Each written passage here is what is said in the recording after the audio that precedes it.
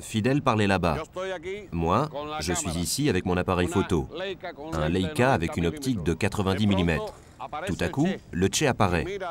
Il contemple la multitude de personnes qui remplissent la rue jusqu'au bout de l'horizon.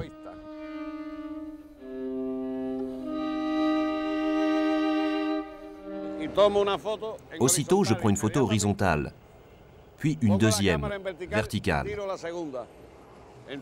Vraiment, le Che n'a été que quelques secondes à l'avant de la tribune. Puis, il s'est retiré à l'arrière. J'ai été très impressionné par l'expression de son visage où se mêlaient le courage et la douleur. Ça n'a pas été une photo intellectuelle, réfléchie ou construite. Ça a été un pur hasard.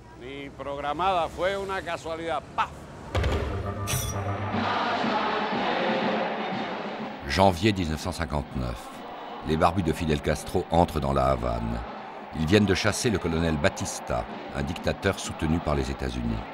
À Cuba et partout dans le monde, la jeune révolution soulève l'enthousiasme. À sa tête, il y a notamment un certain Ernesto Guevara, dit le Che, un jeune médecin argentin qui a rencontré Fidel Castro lors de son exil au Mexique. La popularité du Che est immense. Tour à tour ambassadeur itinérant, puis ministre de l'Industrie, il est le chantre invétéré du travail volontaire. Ses mots d'ordre, l'homme nouveau et la révolution mondiale. Ensemble, nous construirons la nouvelle vie. Novembre 1966, le Che entre clandestinement en Bolivie pour y fomenter une guérilla. 11 mois plus tard, il est abattu par les Rangers boliviens sous la houlette de la CIA. Un mythe est né. À l'époque, Alberto Corda a 32 ans. Ancien photographe de mode, il a intégré l'équipe du journal Révolution. Il est le photographe attitré des barbus en chef. Voici la planche contact des photos que j'ai prises ce jour-là. On y voit Fidel, Simone de Beauvoir et Sartre. Voici les négatifs. Ils n'ont pas un seul champignon ni une tache.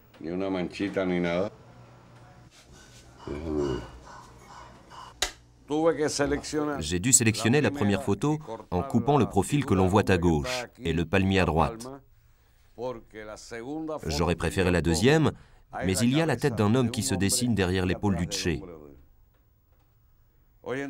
Aujourd'hui, avec un ordinateur, on pourrait régler ce problème facilement, mais à l'époque, c'était impossible.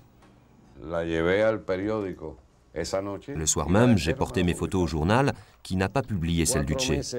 4 mois avant la mort du Che, est passé à Cuba un Italien du nom de Giangiacomo Feltrinelli, qui possédait une maison d'édition très importante à Milan.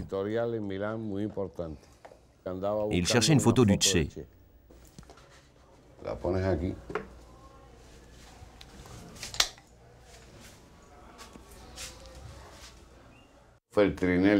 Quand il l'a vue, Feltrinelli m'a dit « Cette photo du Che me plaît ». Il m'a demandé combien il me devait. Je lui ai répondu que je lui en faisais cadeau. Je ne savais pas bien sûr ce qu'il allait en faire. 4 mois plus tard, le Che mourait assassiné en Bolivie.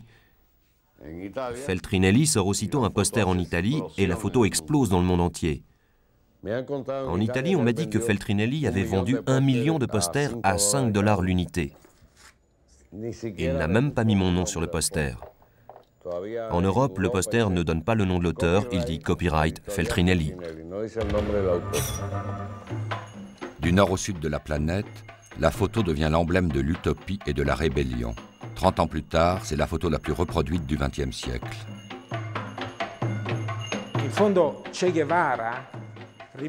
Che Guevara restera par cette photo et non par ce qu'il a fait.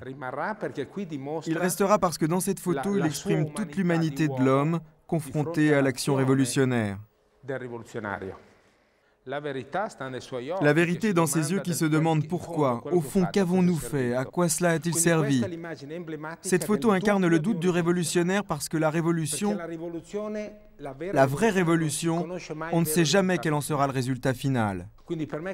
Pour moi, c'est la photo d'une désillusion, la désillusion d'une génération, et c'est pour cela qu'elle a connu un tel succès. Il est très vulnérable. Et c'est pour cela qu'il est très fort. C'est le Christ, le nouveau Christ sur la croix. C'est l'une des plus belles arnaques du siècle. La photo n'a pas rapporté 1 centime à Korda.